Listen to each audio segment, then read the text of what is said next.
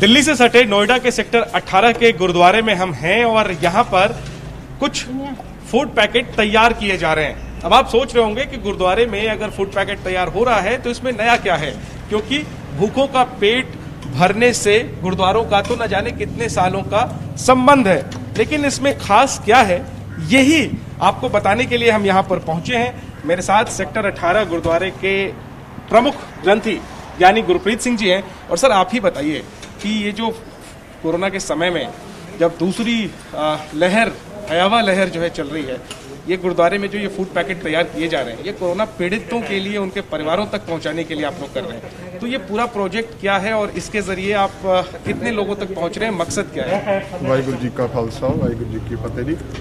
मकसद हमारा यही है कि जो फैमिलियाँ इन्फेक्टेड हैं और क्वारंटीन है घर में, उनके वो खाना घर पे कुक नहीं कर पा रहे हैं, तो उनको हेल्प हो सके।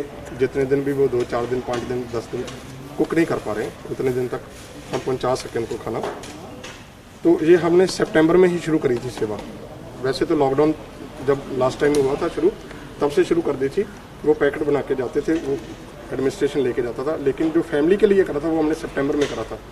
लेकिन उस टाइम इंक्वायरी कम थी, क्योंकि उस टाइम जो फैमिली में एक आध लोग ही इन्फेक्टेड होते थे, बाकी सब ठीक होती थी, वो लोग उनका अरेंज कर लेते थे। इस बार जो हो रहा है, इस बार पूरी फैमिली इन्फेक्टेड हो रही है।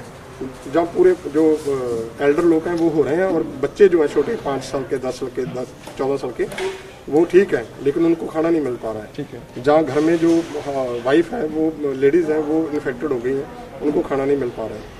तो हम उनको खाना प्रोवाइड करवाते हैं ताकि वो उनका इस टाइम हेल्प हो सके, क्योंकि वो घरों में क्वारंटीन है, बाहर जा नहीं सकते, बाहर से उनको कोई डर के मारे भेजता नहीं है, कोई हेल्प नहीं हो पा रही है। यही तो खास बात है। दरअसल कोरोना पीड़ितों को अलग अलग तरीके से लोग मदद कर रहे हैं और गुरुद्वारों में लंगर तो हमेशा चलता रहता है, लेकिन ये जो आपका आइडिया है कि अगर परिवार में लोगों को कोरोना भोजन कौन बनाएगा, बाकी लोग जो हैं वो कैसे खाएंगे, ये सोच आपको कहाँ से आई और कितने परिवारों को मदद फिलहाल आप लोग कर रहे हैं? हाँ, ये ऐसे जब हमने सितंबर में लास्ट टाइम शुरू करा था, तो एक फैमिली हमारे जो गुरुद्वारे के साथ अटैच थी, वो इन्फेक्टेड हो गए थे, हॉस्पिटलाइज हुए थे। जब हॉस्पिटल से वापस आए थे तो उनकी वीकनेस बहुत ज़्यादा थी, पूरी की पूरी फैमिली को वीकनेस बहुत ज़्यादा थी।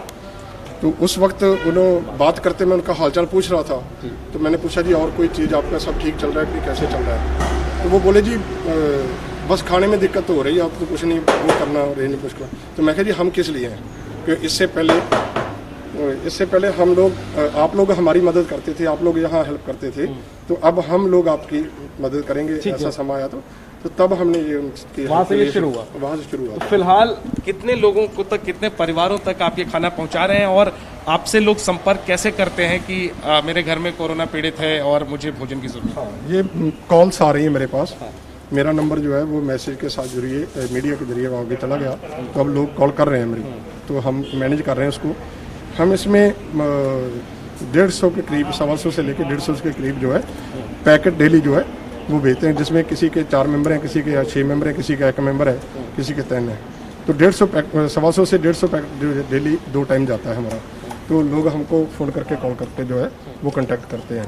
तो हम मेरी जो कई लोग हमको ये भी कॉल कर रहे हैं कि हम डोनेशन करना चाहते हैं या करना चाहते हैं, तो मेरी उनको रिक्वेस्ट है कि आप डोनेशन की बजाय आप अपनी सोसाइटी में अगर रिस्पॉन्सिबिलिटी ले लें अपने पास के लोगों की, तो इस तरह सबकी हेल्प हो सकेगी। जैसे अभी मैंने 121 में होम्स जो है 121 सेक्टर में, वहाँ हमारे संगत थी, उनसे मैंने बात करा, उन्होंने ग्रुप बना के क्या करा है कि अपनी सोसाइटी की पूरी की उन्होंने रिस्पॉन्सिबिलिटी ले ली है।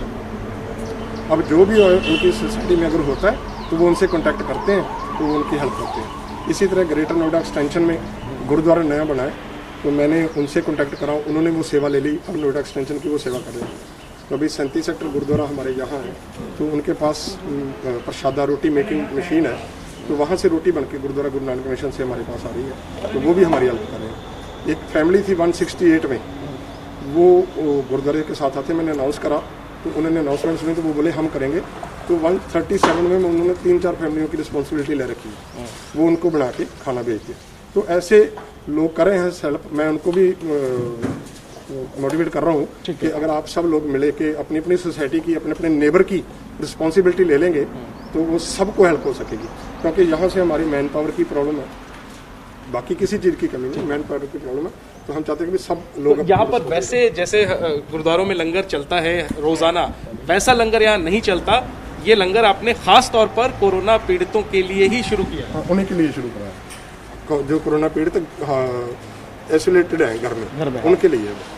ठीक है। और आप लोग जो देने जाते हैं, डिलीवर करने जाते हैं फूड पैकेट, ये कैसे ख्याल रखते हैं कि कोरोना पीड़ित परिवार है तो सावधानी कैसे बरतें? हाँ, उसमें हम उनके बाहर गेट पे छोड़ते हैं खाना, उनके बेल लगा के उनके गेट पे छोड़ते हैं, टच नहीं करते कहीं भी। तो अगर सोसाइटीज़ हैं, फ्लैट्स हैं, तो उनके बाहर मेन गेट जो है सोसाइटी का, वहीं जो गार्ड पर छोड़ते हैं, क्योंकि अंदर जाएंगे तो टाइम एक तो वेस्ट हो जाता है, एक अंदर जाने में, तो वहाँ उनके गार्ड जो है वो आगे उनको वहाँ उनके गेट पे छोड़ के आते हैं फ्लैट। ठीक है डॉक्टर साहब, बहुत शुक्रिया ये काम करने के लिए और बहुत धन्यवाद हमसे बात करने के लिए। तो कुछ इस तरीके से ये छोटी सी कोशिश चल रही है कोरोना के खिलाफ, जो बड़ी लड़ाई है उसमें लोग छोटी छोटी कोशिशें कर रहे हैं। उन्हीं में से एक ये कोशिश है। देखने में तो छोटी कोशिश लगती है, बल्कि बड़ी छोटी कोशिश लगती है, लेकिन मकसद बहुत बड़ा है। और तभी ये सेक्टर 18 गुरुद्वारा की जो ग्रंथी है वो ये कह रहे हैं, उनका संदेश ये है कि हमें मदद नहीं चाहिए, हमारे पास जो साधन है, जो टीम है, उसके जरिए हम तकरीबन 150 लोगों को 2 वक्त का खाना दे रहे हैं। वैसे परिवारों को जो कोरोना पीड़ित परिवार है, जहां खाना बनाने के लिए कोई सुविधा नहीं है, ऐसे परिवारों को, तो ये मॉडल जो है वो लोग छोटे छोटे स्तर पर खुद भी शुरू कर सकते हैं। अपने आसपास जो परिवार पीड़ित है उनकी मदद कर सकते हैं, अपने इलाके में 150 लोगों की जानकारी जुटा करके एक टीम बना करके कर सकते हैं। जाहिर सी बात है, ये कहानी आप तक पहुंचाने का हमारा मकसद भी यही है कि सेक्टर 18 नोएडा में जो कोशिश चल रही है, वो कोशिश आप भी कर सकते हैं अपने आसपास, अपने कम्युनिटी में, अपने इलाके में, अपने मोहल्ले में। तो जाहिर सी बात है, हम सबको सबक लेना चाहिए इस कोशिश से, और यही कोशिश करनी चाहिए, क्योंकि कोरोना से जो लड़ाई है उसमें कई ऐसी छोटी छोटी कोशिशें ही हमें कामयाब बनाएगी। कैमरा पर्सन प्रवीण दीक्षित के साथ जैनेंद्र, एबीपी न्यूज, नोएडा।